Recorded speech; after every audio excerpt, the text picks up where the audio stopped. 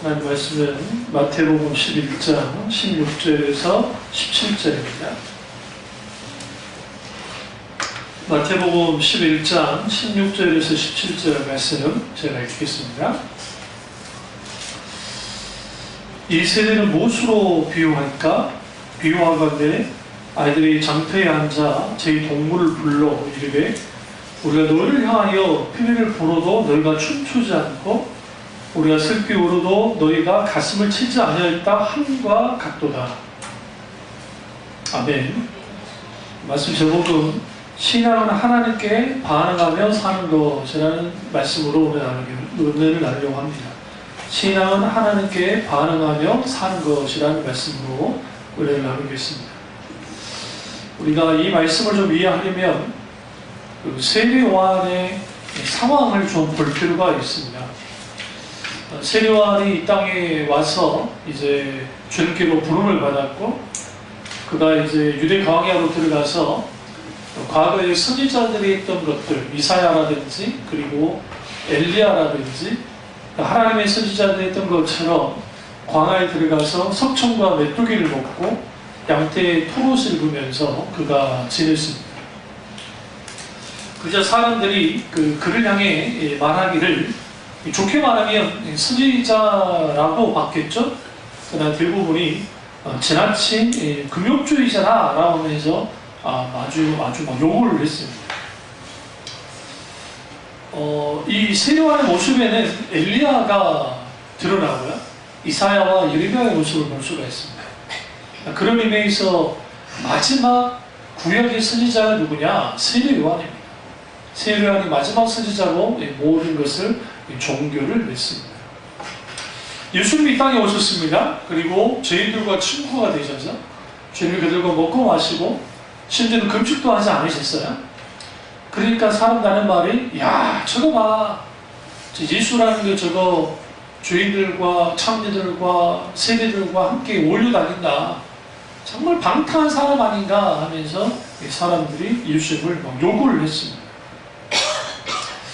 그러자 주님이 지금은 신랑이 있는 때이기 때문에 굳이 금식 기도하지 않지만 신랑이 없는 날에 금식하며 기도할 때가 올 거다라고 주님이 말씀하심을 통해서 이제 그들의 말을 이제 주님이 말씀하시죠. 이처럼 예수님 당시에 예수님이 이 땅에 오셨고 또 세례 요한이 왔을 때에 그 시대의 사람들이 반응하지 않았다는 겁니다. 이걸 말씀드리려고 하는 거예요. 너무나 많은 사람들이 예수님께 반응하지 않았고, 오늘 예수 그리스도의 구속의 십자가의 사건에 대해서 우리는 생각할 때 그 이스라엘에 있었던 모든 사람들이 반응했을까라고 생각하잖아요. 그렇지 않습니다. 대표적인 게 우리가 잘 아는 그 예수님이 십자가를 지고 올라가실 때에, 그때에 이제 흑인으로 봅니다. 많은 학자들이 흑인으로 보는데 갑자기 사람 생각이 되는 게 생각이 나지 않나요? 고레노 시몬인가? 그 고레노 시몬이 지나가다가 그걸 짐을 지고 올라간 거예요. 여기서 중요한 거예요. 지나가다가예요.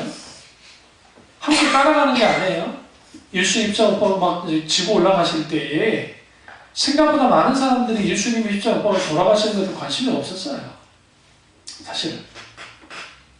고레노 시몬이 뭐였을 거다? 그는 아마 상인이었을 거라고 많은 사람들이 보는데, 지나가다가 로마 군인한테 잡혀가지고 십자가를 지고 올라간 거예요. 왜? 그 사람이 등치가 아주 좋았던 것 같아요. 그리고 올라갔어요. 아무 반응하지 않았습니다. 예수 그리스도께서 십자가에 못 박혀 죽으실 때에 그것에 대해서 반응하지 않았던 영혼들도 꽤 많았을 거라는 것은 우리는 좀 상상해야 돼요. 우리는 다 반응했을 거라 생각해요. 그렇지 않아요. 물론 아주 중요한 사건이긴 했습니다. 그런데 많은 사람들이 반응하기에는 시간이 너무 짧았어요. 왜? 빨리 예수님 돌아가셨기 때문에. 이후에는 조금 더 사람들이 막 했을지는 모르지만 실제로 그랬던 겁니다.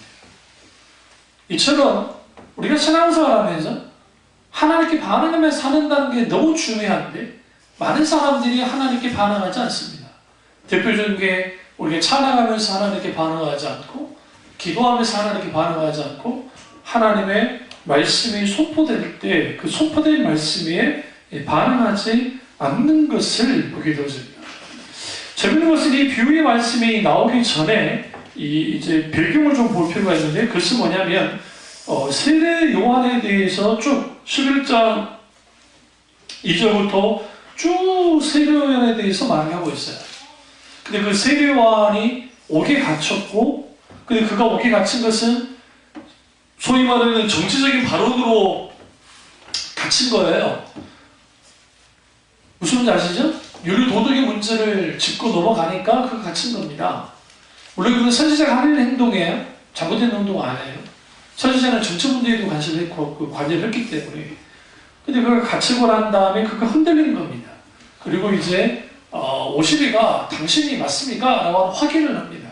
많은 이단들이 이것을 가지고 세례요한을 의심했다라는 식으로 몰아붙이는데, 그래서 자기들이 자칭 마지막 세례요한이다 막 그런 표현도 쓰고 성경을 자세히 풀어야 된다고 하는데, 그건 웃기는 소리고요. 세례요한이 이건 지금 왜 그가 이제 확인 작업을 했었냐면, 예수님에 대한 의구심이 있긴 있었어요. 어떻게 있긴 있었냐면, 세례요한이 기다리는 예수, 메시아와 예수님의 그 행동하는 메시아의 모습이 달랐어요. 무슨 말이냐? 예수님의 행보가 이사야 53장에 있는, 혹은 57장인가요? 3장에 맞을 겁니다. 근데 거기에 있는 그 고난의 종으로 오신 메시아로서의 활동을 해요. 근데 세례요한이 기대했던 메시아는 뭐냐면 능력의 종으로서 오신 메시아였어요. 다시 말하면 잘못된 정치 세계를 깨부시고 다윗의 왕국을 완전히 회복시키는, 그리고 하나님 나라가 그 땅에 임하는 그 메시아를 바라보면서 그가 왔어요. 그래서 그의 행동이 엘리야와 같이 똑같아요. 그러니까 세례요한의 사역의 모든 걸 보면 엘리야의 모습을 드러내는데, 엘리야가 약세 토롯을 입고 그리고 그가 광야에서 있기도 했었고 여러 가지를 똑같이 누구도 하냐면 세례요한이에요. 그래서 예수님이 세례요한은 누구를 대신해서 왔다 했어요? 엘리야를 대신해서 왔다고 하면서 엘리야와 같은 자다라고 예수님이 말씀하신 거예요. 그럼 엘리야가 어떤 사람입니까? 아합과 이세벨의 잘못된 이 왕국을 깨부시고 하나님의 왕국이 다시 회복되어지는, 하나님 나라가 완전히 회복되는 그런 것을 추구했던 사람이 엘리야입니다. 그 연장선상에서 누가 왔느냐? 세례요한이 온 거예요. 그러니까 세례요한의 입장에서는 지금 잘못된 헤롯이라든지 헤롯 안티파타라든지 그리고 로마 이란 체계가 이제는 하나님의 놀라운 크신 은혜로 다 깨부셔져서 완전한 하나님의 나라가 능력으로 임하기를 그가 원했습니다. 그렇다고 해서 세례요한이 예수님이 정치적 메시아가 된다는 것을 의미하지는 않았어요. 분명한 것은 모든 것을 꺾고 이제 완성시키는 메시아이기를, 능력의 메시아이기를 원했는데, 예수님이 자꾸만 고난당한 자, 죄인들과 그리고 그런 사람들과 함께 같이 다니시고 심지어는 예수님이 십자가 못 박혀 죽어야 된다는 말을 계속 하니까, 그렇다고 하면 그 예수라는 정체가 도대체 뭐냐는 거예요. 그래서 물은 겁니다. 당신이 내가 기다렸던 그 메시아가 맞습니까? 라고 말합니다. 그러자 예수님이 5절에 11장 5절을 보시면 맹인이 보며 못 걷는 사람이 걸으며 나병 환자가 깨끗함을 받으며 못 듣는 자가 들으며 죽은 자가 살아나며 가난한 자에게 복음이 전파된다 하라. 이게 무슨 말일까요? 여러분 보시기에 이 말씀이 어떤 말씀 같아요? 우리는 이 성경의 구약에 있는 말씀과 이걸 연장선상에서 보지는 못하면 그냥 이렇게만 생각할 수 있어요. 그러니까 그 당시 막 예수님이 귀신을 쫓아내고 병들자를 고치잖아요. 그러니까 그런 거 보고 그냥 전해라고 생각하는데 이게 아니에요. 그러니까 성경을 깊이 보지 못하면 그냥 겉으로만 읽고 간단 말이에요. 지금 예수님이 하신 이 11장 5절에 있는 이 말씀은 이사야가 메시아가 도래했을 때 하는 놀라운 사역에 대해서 예수님이 말씀하시는 거예요. 그게 뭐냐면 그는 실로 질고를 지고 모든 자의 뭐를 담당해요? 병든을 치유한다. 약한 자를 강하게 하고 병든 자를 치유하며 이 말씀을 그대로 예수님이 내가 지금 그것을 그대로 하고 있어 라고 하면서 내가 이 땅에 온 것은 고난의 종으로서 왔다 라는 것을 요한에게 말하는 거예요. 그러면서 주님이 이렇게 왔는데 세례요한에게 마지막 이제는 재림하셔서 모든 것을 완성하신 예수님에 대해서 말씀하지 않았어요. 왜? 계시가 아직 세례요한은 예수님을 예배하는 것으로 끝나는 사람이기 때문에 굳이 그것에 대해서 말씀하지 않았고, 오히려 마지막 완성하시는 그 메시아로서 오시는 것은 이름이 같은 사도 요한에게 주님이 계시합니다. 그걸 통해서 사도 요한의 계시록을, 요한 계시록을 통해서 이제 완전히 모든 것을 마감하고 완성시키는 메시아로서의 이제 그 뭡니까? 예수님을 이제 증거하죠. 이걸 통해서 이제 그 세례요한이 이제 이렇게 봅니다. 그럼 이제 세례요한에 대한 그 기사가 나오지 않아요. 그냥 이제 목자를 죽었다라고 끝나버리는데, 여기서 중요한 게 뭐냐면 세례요한이 이 말을 듣고 어떤 반응이 있을까? 성경에서 그의 반응에 대해서 기록하지 않고 있어요. 이걸 아셔야 됩니다. 성경에 부정적인 반응에 대한 기록이 없다는 것은 이건 긍정을 뜻해요. 만약 그가 부정적인 반응을 했으면 그 성경에서 그 분명하게 세례요한의 위치가 있기 때문에 했을 거란 말이에요. 그건 뭐냐? 그가 깨달은 거야. 감옥에서. 아하! 예수 그리스도 그분이 메시아시고 그분이 이 땅에 온 것은 고난의 종으로 오신 분이구나 라는 것을 알았단 말이에요. 그럼 제가 왜 이 말씀을 쭉 들고 있냐면, 예수님이 지금 이제 그 장터에 노는 아이들의 비유의 말씀의 연장선상에 이게 있기 때문입니다. 세례요한이 와서 이제 그 회개 세례를 베풀기 시작합니다.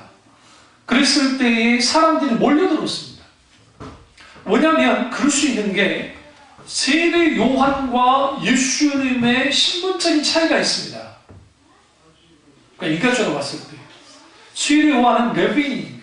근데 그냥 레위인도 아니고 제사장 가문의 사람입니다.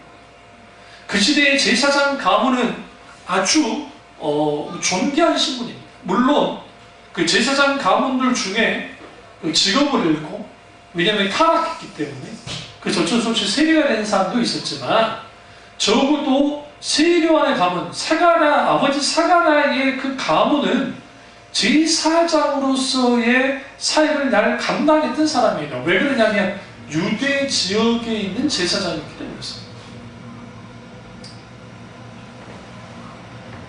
그러면 적어도 사람들이 세례요한이 누군지는 압니다. 왜냐하면 세례요한은 자동적으로 제사장이야. 왜? 제사장은 그냥 자녀로 그냥 이게 세습되어지기 때문에 제사장이야. 제사장이었던 자가 어떻게 해요? 광야로 들어가서, 유대 광야로 들어가서 엘리야의 모습 그대로 낙대 토롯을 입고 아주 오랜 세월 동안 하나님께 연단을 받고 나왔습니다. 근데 그것도 어디에서 세례를 줬냐? 유대 광야에서 나와서 요단강으로 갔는데, 거기가 어디냐면 잘 들어보면 거기가 다윗이 사울을 피해서 도망쳤던, 처음 도망쳤던 곳이 유다강입니다. 그리고 그 요단강에서 했다는 것은, 그 요단강은 어떤 의미를 갖고 있냐면, 요단강에는 12돌을 취해서 모세가 이제 영적인 기념비를 세웠던 곳이 요단강이고, 그리고 그 요단강에는 어마어마한 수많은 사건들이 많이 벌어졌는데, 그 대표적인 게 엘리야가 요단강의 물을 어떻게, 그가 승천하기 전에 겉옷을 벗고 때려서 물을 갈라지게 하고 건넜던 곳이 요단강입니다. 그러니까 그가 요단강에서 처음 사역을 시작했다는 것은 뭘 의미하냐면, 나는 이제 엘리야로 왔다는 거야. 그리고 사람들이 반응했습니다. 어떻게 반응했느냐? 몰려들었어요. 근데 문제가 있어요. 처음에는 몰려들었는데 세례요한이 뭘 외쳤어요? 회개의 세례를 외쳤다. 듣기 싫어하죠. 메타노이아, 회개 안 하는 거야. 회개하라, 천국이 가까웠느니라. 그렇게 사람들이 일단은 반응하고 나왔습니다. 근데 바리새인들과 종교 지도자들이 나오기 시작했습니다. 이 말은 세례요한의 배경이 제사장이었기 때문에 마땅히 그들이 나오는 게 이상하지 않았고, 그의 출신 자체가 유다 지역 사람이었기 때문에 당연한 거예요. 한순간에 인기가 많아졌습니다. 심지어 누구도 나왔어요. 예수님의 제자였던, 후의 제자였던 베드로, 안드레, 야고보, 요한도 세례요한의 제자였습니다. 그도 따라왔습니다. 그들. 그러니까 세례요한에게 몰려들었어요, 이 사람. 근데 세례요한에게 하나님이 영적인 분별력을 주셔서 그들의 심령을 살필 때에 그들이 어떻게 세례를 받기 시작했느냐, 진정한 회개를 위해서 세례를 받는 것이 아니라 자기들이 정결하다는 것을 보이기 위해서 세례를 받아요. 다시 한번 종교적 우월성을 드러내기 위해서 세례를 받았습니다. 그러자 성경에 이렇게 말합니다. 세례요한이 속으로 말하기를 이 돌들로 하나님이 사람을 만들어서 아브라함의 자손으로 만들 것이다 라고 말합니다. 그리고 그가 더 강하게 이제 뭐 하기 시작하느냐, 강력한 메시지를 선포하기 시작합니다. 그게 뭐냐면 그 시대의 타락상에 대해서, 그 시대의 잘못된 정치체계와 이것에 대해서 강력하게 밀어붙이는 거예요. 회개의 메시지를 선포합니다. 당연히 사람들이 싫어하기 시작했죠.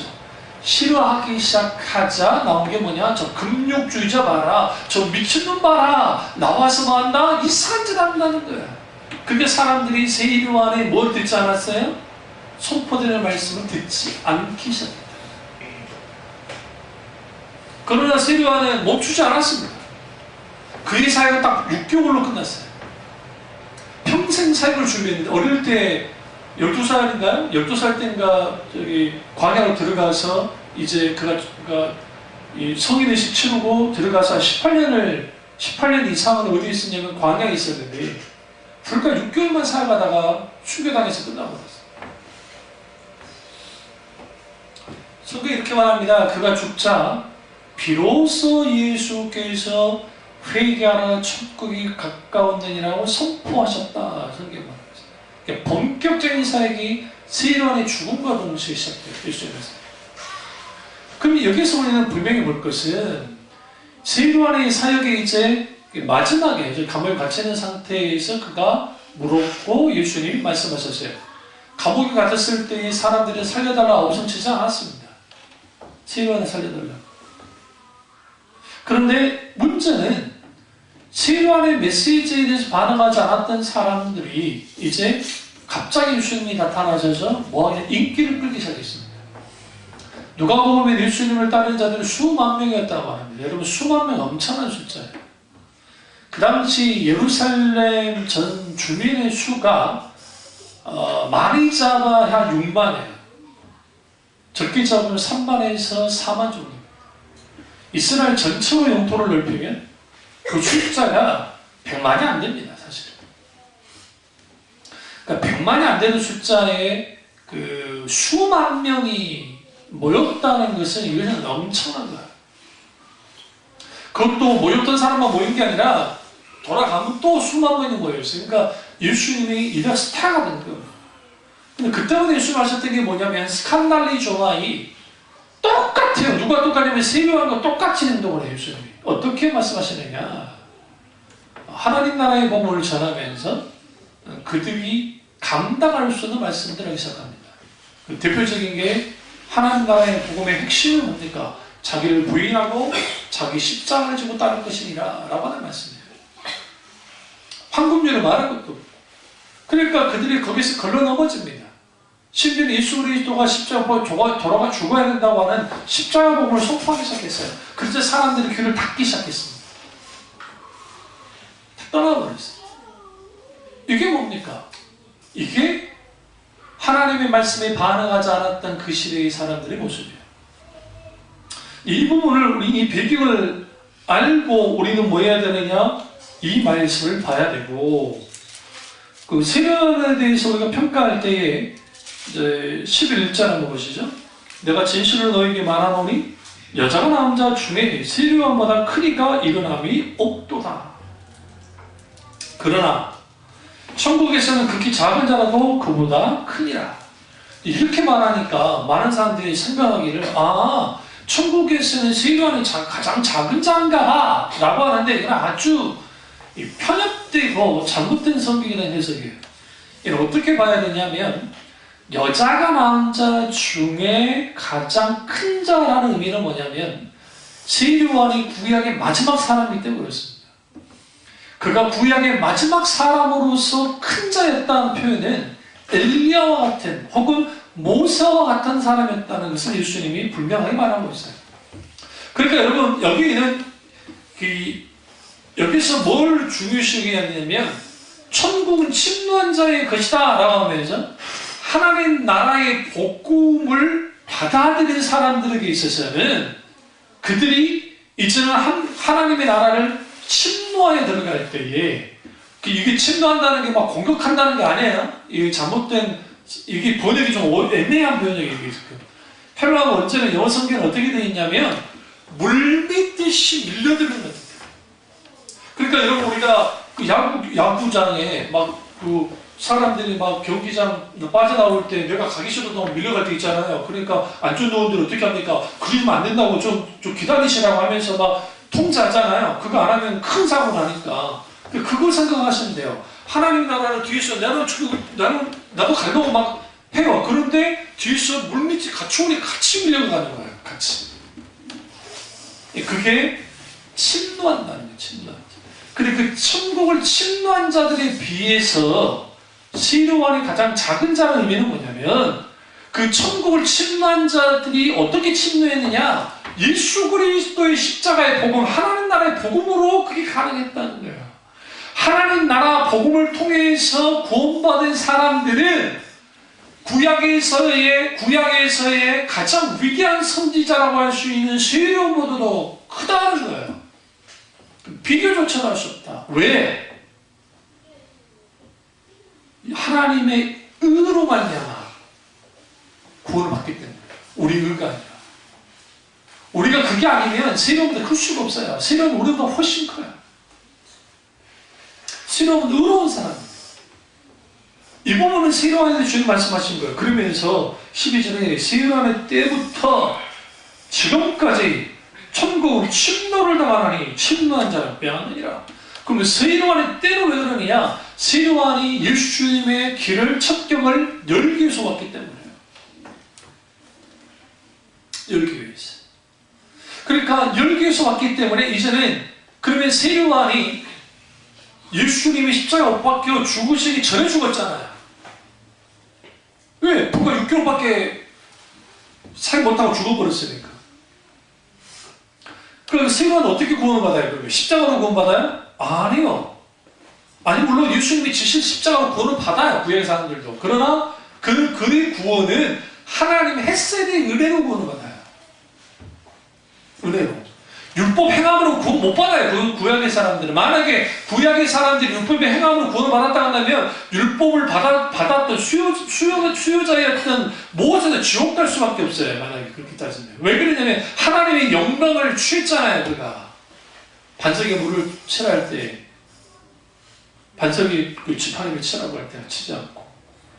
그뿐입니까? 하나님의 능력을 부인했던 사람이에요. 어떻게 고기를 먹일 수 있는 하나님이 하겠습니까? 했던 그런 사람이란 말이에요. 그리고 십보라가 죽고 난 다음에 그 구스 여자, 이 구스라는 게 이디오피아 여자인데 그 흑인 여자를 그 아내로 받아들인단 말이에요. 그러니까 이게 문제가 된 거예요. 근데 그 행동이 그 아론과 또 그 미디암의 행동이 잘못된 게 아니에요, 사실은. 근데 뭐가 문제였냐면 이거예요. 그것을 지적한 것까지는 좋은데 우리도 니와 똑같이 뭘 보고 하나님의 음성을 듣고 임자가 있다고 하면서 영적인 권위까지 넘었단 말이에요. 그러니까 하나님이 분노하신 거예요. 언제 내가 니네가 모세와 나처럼 그렇게 대화를 하느냐 하면서 하나님이 모세의 뭘 딱 덮어요? 그의 허물을 딱 덮어버린단 말이에요. 옳기 때문에 덮은 게 아니에요. 하나님 그분의 영광을 위해서 덮으셨다. 실제로. 왜냐하면 이방 여자와의 결혼은 불가능해요. 사실은. 그 시대의 구약의 사람들. 이 이디오피아 여자가 어떻게 왔는지는 모르지만 그게 흩어진 디아스포라 유대인이 그때는 있지도 않아요. 그렇기 때문에 그런 의미에서 모세가 만약에 율법의 기준으로 보면 모세는 지옥 가야 돼요. 그렇게 따지면. 그러나 그는 당연히 천국 갔어요. 왜? 하나님의 헤세드의 인자함의 은혜를 통해서 얻은 겁니다. 그러니까 세례요한은 사실상 거의 구약의 선지자로서 마지막 헤세드의 은혜로 구원을 받은 사람이에요. 그런데 천국을 침노하는 자들, 이제 예수 그리스도를 통해서 하나님 나라가 임했고 실제로 그게 십자가로 통해서 사망 권세를 이기셔버렸단 말이에요. 이후에 사람들은 무슨 일을 보셔야 되냐? 예수 그리스도의 십자가의 공로로 말미암아 하나님의 나라를 침노하셔 들어갔단 말이에요. 근데 그게 우리의 능력과 우리 힘과 우리의 의지로 된 게 아니라 하나님의 놀라운 은혜로 됐어요. 당연히 그것을 비교하면 우리가 잘났기 때문에 세례요한이 극히 작은 게 아니라 예수 그리스도의 십자가의 구원의 공로가 너무 크기 때문에 세례요한은 그것을 비교할 때極 작은 자라고 말씀하신 거예요. 거기서 진짜 작다는 게 아니에요. 구원의 크기가, 은혜의 크기가 이 비교조차도 할 수 없다는 거죠. 네? 만약에 이걸 문자적으로만 받아들이면 우리 천국 가가지고 이리 와봐 요한 이리 와봐. 왜? 제일 작으니까. 근데 천국은 계급이 없어요. 오해하지 마셔야 돼요. 계급이 없다고요. 그럼 예수님이 이걸 역으로 뭘 강조하는 거예요, 지금요? 하나님 나라의 복음을 강조하고 있는 거예요. 하나님의 나라의 복음이 결국은 침노하도록 천국을 침노하도록 만들고 그 침노한 자들은 결국 뭐다? 세례요한이 그렇게 위대한 사람이지만 그러나 그보다 더 위대한 존재로서 하나님 나라에 들어간다는 거죠. 어떻게? 하나님 예수 그리스도를 통해서. 그러니까 이걸 통해 우리는 뭘 볼 수 있냐면 예수님이 얼마나 위대하신 분인지를 온전히 드러내고 있어요. 이 말씀을 하고 난 다음에 13절 보세요. 모든 선지자가 율법이 예언한 것은 누구까지나? 요한까지니. 사도 세례요한이 뭐 한 거예요? 모든 선지자와 여기서 모든 율법을 같이 봐야 돼요. 우리 성경에는 앞에 모든 선지자하고 그 다음에 율법 하면 우리는 그게 모든이 안 되는데 헬라어는 앞에 이런 모든이라는 표현이 쓰이면 대부분이 그게 다 같이 가요. 네? 모든 선지자, 모든 율법이 예언한 것은 세례요한까지라는 말은 세례요한이 구약의 사람으로서 모든 것을 마침표로 찍었다는 거예요. 많이 너희가 즐거워받을진데 오리란 엘리야가 곧 누구다? 세례요한이다. 그리고 난 다음에 주님이 귀 있는 자는 들을지어다 이 세례를 무엇으로 비유할까? 그러면 여기서 이제 봐야 되는 게 예수님의 설교나 예수님의 말씀만을 가지고 그 세대를 비교한 게 아니라 세례요한과 예수님의 말씀을 같이 가지고 나가는 거예요. 사례. 그러니까 두 사례를 같이 나가는 거예요. 그러니까 당연히 비유를 듣는 대상, 그러니까 비유 속에 나타나는 대상이 두 가지 대상이 되는데 나타나는 그게 뭐냐면 그러니까 두 가지 놀이가 나오는데 하나는 무슨 놀이예요? 하나는 결혼식 놀이가 나오고 또 하나는 이제 곡하는 놀이인데 여러분 어렸을 때 숨바꼭질이나 그 다음에 자치기라든지 그리고 뭐 여러 가지 놀이를 하잖아요. 근데 하다 보면 빈정상하면 숨바꼭질 하기 싫을 때가 있잖아요. 숨기하기 싫을 때 있잖아요. 안 그럽니까? 여자분들 어릴 때 여기 계시는 우리 집사님들 어릴 때 고무줄 할 때 계속 줄만 잡고 있으면 열받잖아요. 나도 뛰고 싶은데 금강사 찾아가자 일반 이춘보 막 하잖아요. 안 그래요? 그때 내가 자주 끊었기 때문에 그걸 알아요. 줄을 자주 끊었기 때문에. 그 때문에 초등학교 때 그 블랙리스트 넘버 1이었잖아요. 눈에 보이는 모든 줄을 끊고 다녔으니까. 그리고 도망치고. 악동이 유명했으니까 내가 하면 애들이 가까이 가지도 않았는데 한 20m 딱 보이잖아요. 그러면 빨리 이걸 접어요. 저리 가서 끊으니까. 놓쳐놨다. 그럼 거기서 할 때 순례하기 싫을 테니까. 그러니까 이거는 예수님이 그 당시에 어린아이들이나 오늘날 어린아이는 똑같아요. 순례 계속 안 하면 재미없잖아요. 재미없잖아요. 그런데 이 노래 하기 싫거든요. 지금 어떤 애들이 싫은 거예요. 이제 이런 노래 지겨워. 이제 그만해. 근데 모여서 이 노래 하자고 하는 거예요. 근데 놀고 싶은 애들은 놀고 싶어 하는데 이제 놀기 싫은 애들은 놀기 싫은 거예요. 지겹다고, 재미없다고, 하기 싫다고. 그것을 예수님이 비유로 써놨습니다. 그러면 여기서 지금 놀자고 하는 사람은 누구예요? 세리요한과 예수님이에요. 하나님 나라의 복음, 살아서 역사는 하나님의 말씀을 선포하고 있고, 그럼 그 듣기 싫다고 하는 사람들은 누구예요? 다 알고 있어. 이제 재미없어. 싫어. 바리새인들과 그 당시 유대 사두개인들과 그 다음에 서기관들과 율법사들과 종교 지도자들이 특히 싫어했단 말이에요. 그럼 그들만 그랬느냐? 그렇지 않습니다. 어떻게 할 수 있냐? 21절이라고 하세요. 화 있을진저 고라시나, 화 있을진저 벳세다야, 너희 행한 모든 권능을 두로와 시돈에게 행하였다면 그들이 벌써 베옷을 입고 제에 앉아 회개하였으리라. 이 말이 무슨 말이냐면 이 고라신이라고 하는 지명 그리고 벳세다라는 지명이 있습니다. 여기가 예수님이 주로 활동했던 갈릴리 지역에 있는 도시들입니다. 근데 예수님이 주로 여기에서 사역을 엄청나게 하셨습니다. 그러니까 그 유대인 지역의 사역은 그렇게 많지 않으세요. 하도 그 종교 지도자들이 핍박을 하기 때문에 예수님이 거기 그렇게 많이 가지 않으셨고 주요 활동 무대가 이제 갈릴리 쪽이에요. 그런데 두로와 시돈은 어디냐면 지금의 여러분 그 이제 요빠 아시죠? 요빠? 지금의 이제 그 뭡니까? 텔아비브, 지금 이스라엘의 수도 텔아비브, 예루살렘이 이제 그들의 진정한 수도가 되긴 원하지만 일단 텔아비브가 이제 수도인데요. 근데 이 텔아비브 그쪽 지역, 그 해안가 지역, 즉 지중해 쪽에 뭐가 있냐면 두로와 시돈이 있었어요. 여러분 그 보세요. 저도 어렸을 때 많이 느낀 거지만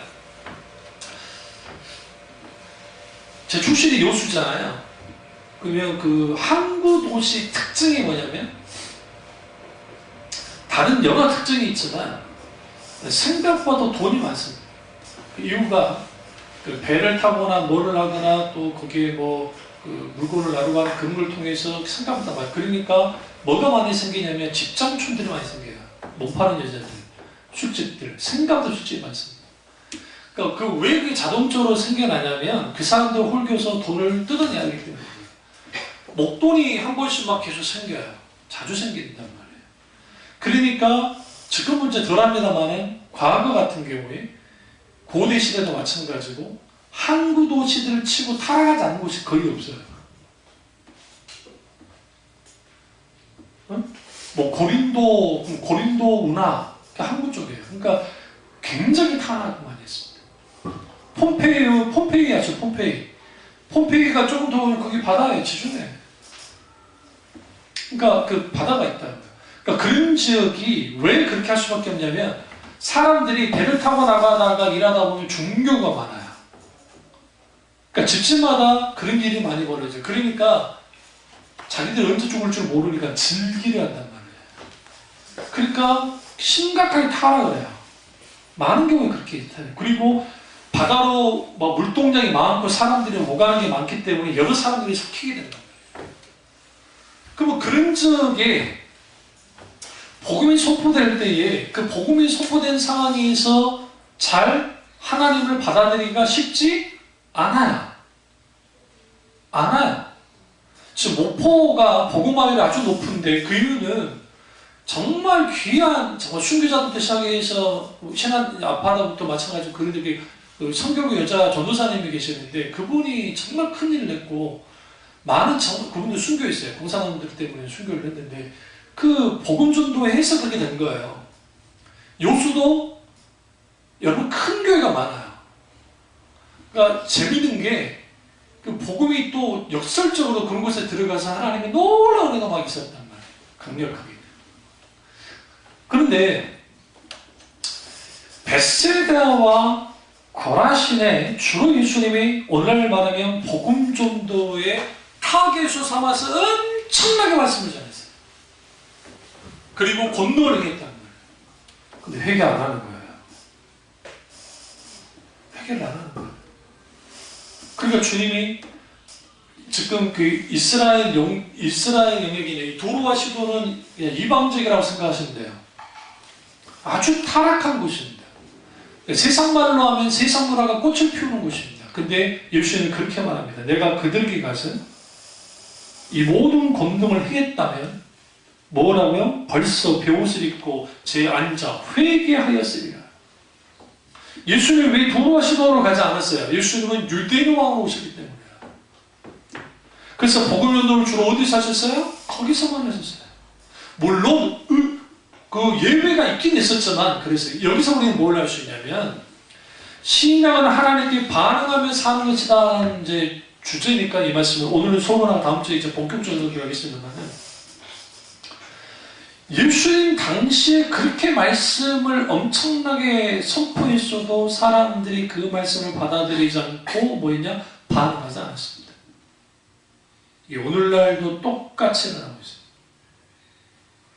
어떤 사람이 영적으로 가장 불쌍한 사람이냐면, 마땅히 하나님께 반응하며 살아야 될 사람들이 반응하지 못하고 사는 거예요. 왜 그렇게 되어지느냐? 그들의 마음이 패역했기 때문에. 주님이 이렇게 말합니다. 패역이란 말이 이게 막 악한 짓을 한다, 단순한 그런 마음을 갖는다의 차원을 뛰어넘어서, 여기서 패역이라는 것은 하나님을 향한 저항하는 마음을 뜻해요. 근데 하나님을 향한 저항하는 마음은 뭐와 관계가 있냐면 하나님께 반응하지 않아요. 여러분 누군가 이야기할 때 이 사람이 내 말을 무시하고 대답도 안 하면 국하는 화가 나죠. 차라리 나한테 욕을 하거나 할 때는 반응이라도 하죠. 그런데 이 반응조차도 하지 않아요. 이게 뭐예요? 그 사람의 인격을 아예 끝내버리는 거예요. 그런 경우 있잖아요. 그런 사람들. 그러니까 그랬을 경우는 아주 큰 문제가 되듯이, 하나님은 우리에게 음성을, 주님이 말을 걸어와요. 우리에게 말을 걸어오실 때에 우리가 마땅히 그 음성에 반응을 해야 되는데 반응 안 하는 거예요. 왜 그래요? 영적으로 무지해서 반응하지 못할 수도 있고, 그렇잖아요. 알면서도 반응하지 않는 사람도 있고, 영적으로 타락해서, 영적으로 침체해서, 영적으로 눌려서 그러는 거예요. 영적인 원리 중에 영적으로 침체되는 사람이 자기의 자리를 박차고 나오지 않고 그 자리를 그대로 유지하면 더 심하게 깊이 들어갑니다. 내가 영적으로 침체됐다 할지라도 하나님 앞에 몸부림쳐요. 이건 시편에서 잘 말해주고 있어요. 시편에서. 그러니까 그 속에서 하나님을 찾는 거야. 하나님이 내게 말을 걸어올 때 대답하고 싶지 않을 때가 있어요. 여러분 이런 일 있잖아요. 여러분 어떤 일이 있을 때 여러분 영혼까지 탈탈 털리는 일들이 벌어질 때가 있잖아요. 안 그래요? 이걸 우리로 말하면 멘붕이라고 하잖아요. 멘붕 올 때 있잖아요. 어? 그게 어떤 사람을 통해서든 남편이나 아내이들만 누구든 뭐 부모이든 누구든 멘붕 올 때 있잖아요. 그때 기도할 마음이 생기는가요? 절대로 안 생겨요. 나도 절대로 안 생깁니다.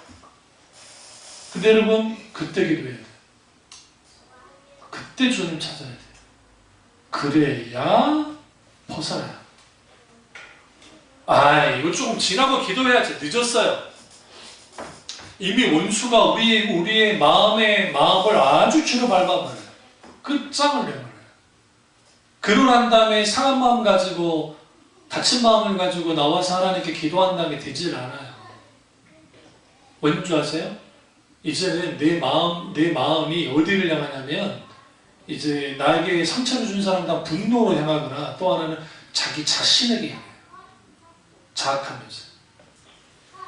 그러면서 거기에서 에너지를 막 써요.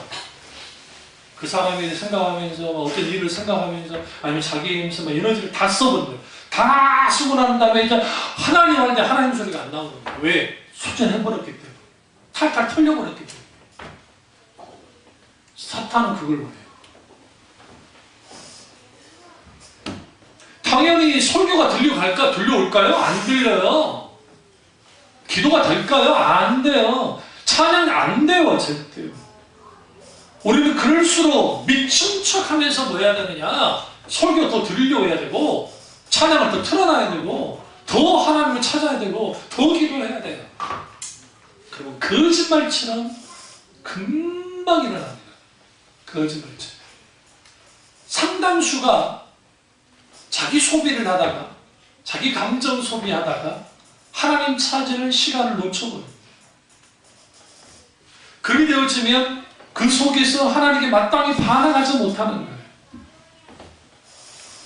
예수님이 이 부분을 설교에 대한 반응뿐만 아니라, 그러니까 이제 예수님의 복음 전파에 반응을 사람들이 하지 않았다는 의미로도 있지만, 예수님의 비유 가운데 씨 뿌리는 비유가 있는데, 그 씨 뿌리는 비유 속에서 반응하지 않는 사람들의 모습을 잘 드러내고 있어요.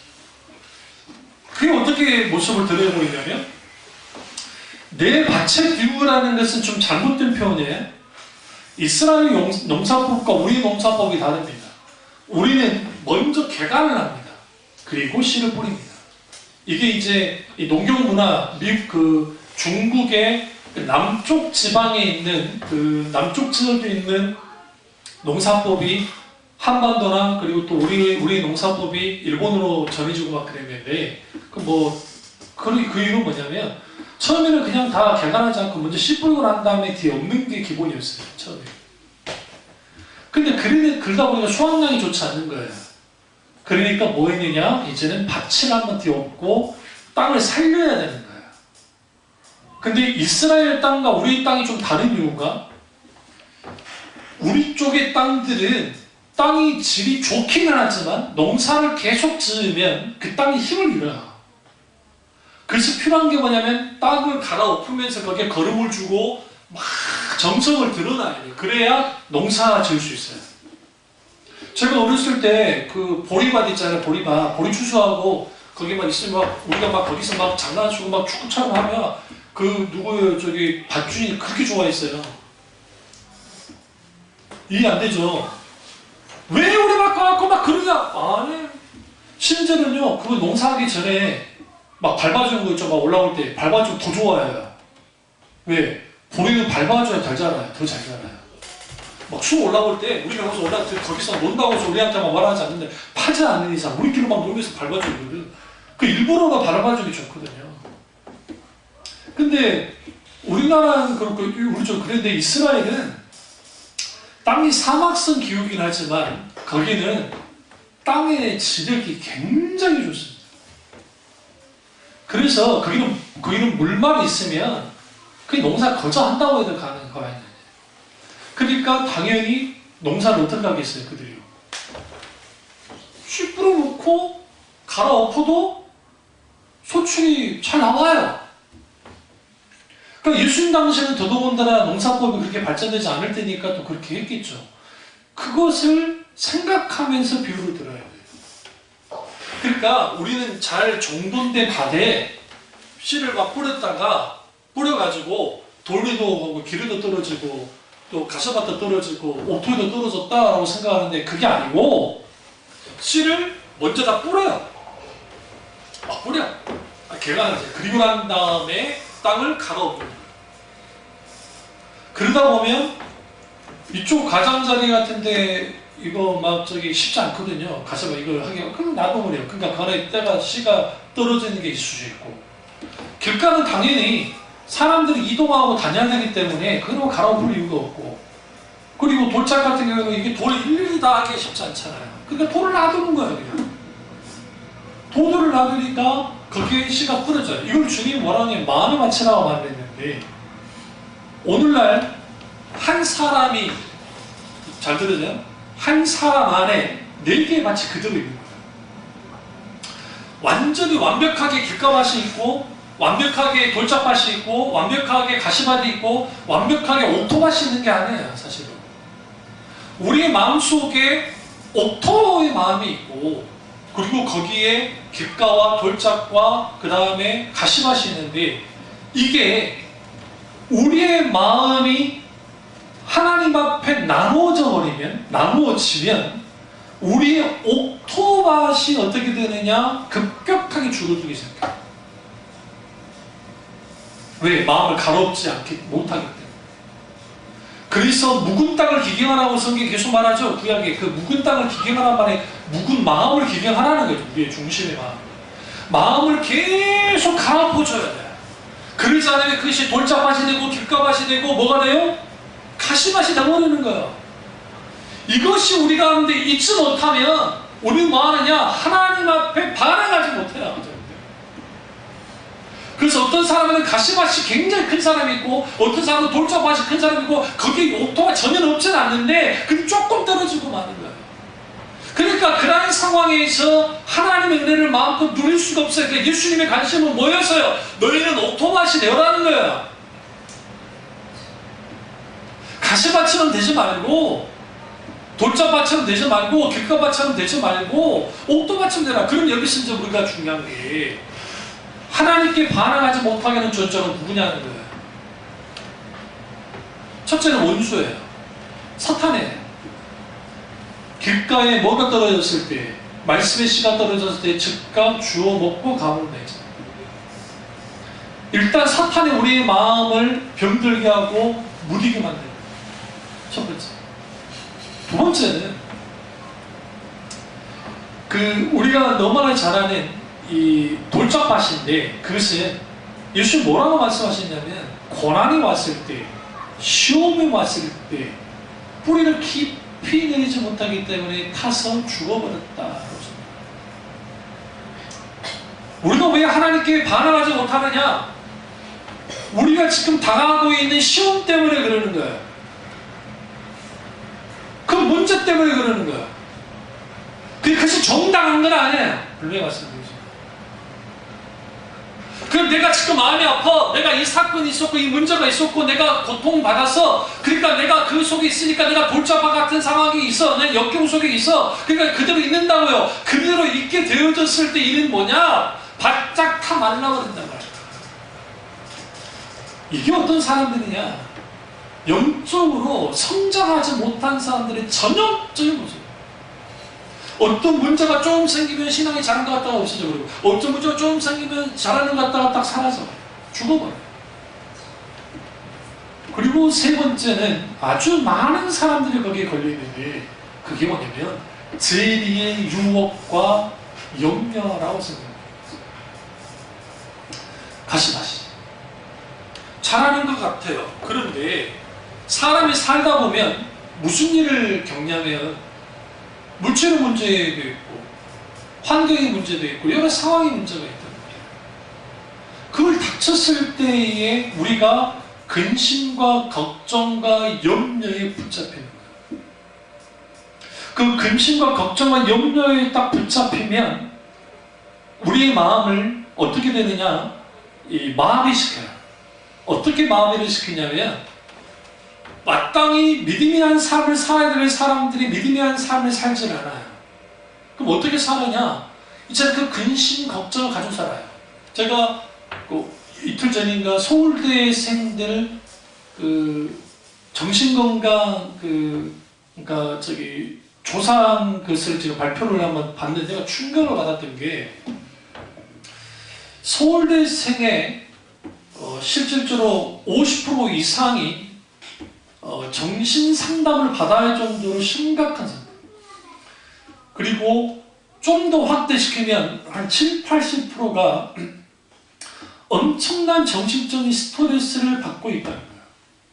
상식적으로 우리가 생각할 때 우리 서울대 정도 들어가면 큰 걱정 없이 대학도 좋은 직장도 들어가고 잘 될 것 같은데 안 돼. 왜 그런가 하고 딱 봤더니 이유 중에 하나가 첫 번째가 인간관계예요. 이런 말씀 죄송합니다. 공부 잘한 것들 치고 인간성 좋은 것들이 별로 없어요. 있던가요? 개 중에 있긴 있는데 거의 인간성이 별로예요. 그러니까 이런 친구들이 뭐 하냐면 경쟁만 하는 거야. 학교 생활하면서 학점도 따야 되고 자기 관리도 해야 되고 그러다 보니까 서로 간에 막 자기들끼리 뭐 어떤 뭐 권위이 있거나 그걸 같이 못하는 거야. 그러니까 이런 친구들이 그 인간관계 문제 속에 있고, 그 다음에 진로 문제에 대한 고민이 굉장히 커요, 생각보다. 왜냐면 나만 공부 잘하는 게 아니라 나보다 더 잘하는 것들이 많거든. 저 무슨 말씀 드리는 줄 아세요? 서울대 교수님이 대학 다니고 하면서 몇몇 미친 걸 많이 봤대요. 지금도 나오네, 지금도. 갑자기 얘가 일어나가지고, 우리 학력고사 세대 때, 막 고3 때 미쳤다는 애들 있죠? 예? 근데 갑자기 이거 막 발광하고 막 쓰러지고 하는 애들이 그분이 교수 생활하면서 몇 번을 봤다는 거예요, 서울대에서. 우리는 상상하지 못할 일이지. 왜? 공부를 그렇게 잘하지 못했는데. 그럴 수가 없지. 그러니까 여러분, 전교 1등 할 때 애들이 시험 스트레스가 크겠어요? 전교 꼴등이 스트레스가 크겠어요? 1등이에요. 꼴등은 운이 좋아가지고 운동부 애들이 시험 안 보면 다 올라가잖아요, 또. 응? 그러니까 제가 무슨 말씀을 하냐면, 우리가 생각할 때에 그런 사람들이 행복할 때 하지 않고, 또 하나는 리플리 무슨 증후군이라고, 거짓말은 아닌데 그거를 제가 읽고 참 동감했던 게 뭐냐면, 어떤 분이 글을 하나 써놨는데, 그건 여자 의사야. 그것도 잘 나가는 대학병원의 의사야. 근데 이제 그쪽 모임, 교수들이나 그런 모임들에 가서 딱 하는데 갑자기 자기 남편 자랑하는데, 자기 남편이 아주 유명한 대학 의사라고 하는. 근데 사실 의사가 아니거든요. 근데 이 여자분의 지위만 해도 엄청난 지위예요. 근데 왜 그렇게 자기들 동창 모임에 가가지고 그런 거짓말을 하느냐? 딱 보니까 경쟁 사회에서 누군가에게 무시당하면서 못 견다는 거예요. 나는 그런 존재가 돼야 된다는 강박관념인 거죠. 이 모든 게 왜 생기느냐? 사탄이, 혹은 아담의 타락한 본성이 있는 인간의 타락한 본성이, 죄성이 그런 것들을 만들어내는 거예요. 그러니까 이런 사람들이 하나님 앞에 나와서 1대1로 깨지기가 쉽지 않아요. 소위 자존심 강하다고 하는 사람들이 하나님 앞에 서서 그 자존심이 안 깨지면 의미 없어요. 네? 적당히, 제가 늘 말씀드리면 적당히 착한 사람들이 예수님을 믿기 힘들어요. 왜? 적당히 착하기 때문에. 그렇다고 아주 나쁜 놈이 예수님을 잘 믿느냐? 그건 아니긴 하지만, 그럼에도 불구하고 아주 나쁜 놈들 중에 자기가 나쁘다는 것을 인식하는 놈들은 그래도 가능성이 있어요. 그래도 나는 좀 나쁜 놈이야. 응? 왜요? 하나님 앞에 섰을 때에 나 적당히 선한 놈입니다 라는 사람하고, 하나님 나는 잘못된 놈입니다. 왜? 예수님이 십자가에 돌아가실 때 바르펜 강도가 자기들 뭐라 합니까? 우리 살인 저질렀잖아. 처음에 예수님 욕하다가, 근데 지금 예수님이 뭔 죄가 있냐? 예수님이 뭐라 합니까? 예수여, 당신의 나라가 임할 때 나를 생각해 주시니까 네가 나와 나보내리라 하신 말씀이죠. 우리가 하나님 앞에 반응하지 못하는 이유는 뭐냐면, 우리 마음밭이 지금 옥토 상태가 아니고, 이게 지금 가시밭이든 길가밭이든 돌짝밭 같은 상태가 돼서 그러는 것이고, 또 하나는 같이 말씀드렸지만 우리 속에 있는 하나님으로부터 멀어지려는 경향성이에요. 그러니까 지식인들과 좀 이야기를 나눠보면, 지식인들이 자기들이 다 알고 있다고 생각하듯이 행동할 때가 많아요. 대부분 과학자들인데, 아무것도 없는 상태에서 우주가 생겨났다는 것을 믿는 사람들이 얼마나 대단한 믿음입니까? 근데 그게 과학적으로 가능하대요. 그럼 가능하면, 정말 그게 가능하다면 증명해봐라는 거예요. 오늘날 아무것도 없는 것 중에서 어떤 물질을 만들어낼 수 있나요? 과학이 아무리 발전해도 못해요. 모든 물질이 있는 물질에서 플라즈마라든지 고체, 기체, 액체와 다른 이 제3의 물질을 만들어내긴 하지만, 그게 원래 있던 물질을 전기장은 여러 가지를 통해서 만들어낸 거지 그게 새로운 물질은 아니란 말이에요. 그러니까 이런 게 불가능함에도 불구하고 그걸 믿는다고요. 왜? 인간이 가져오는 편견이 그리고 지적인 교만이 하나님 앞에 뭐하냐? 그분을 반응하지 못하게 만들고 신자들에 있어서는 다음 주에 이제 말씀드리겠습니다만 신자들에게 있어서의 오늘날 왜 하나님께 반응하는 삶을 살지 못하느냐라는 것은 이유는 딱 하나예요. 하나님에 대한 민감함이 없어요. 하나님에 대한 민감하지 않아요. 왜 하나님께 민감하지 않느냐? 하나님과 관심이 없어요.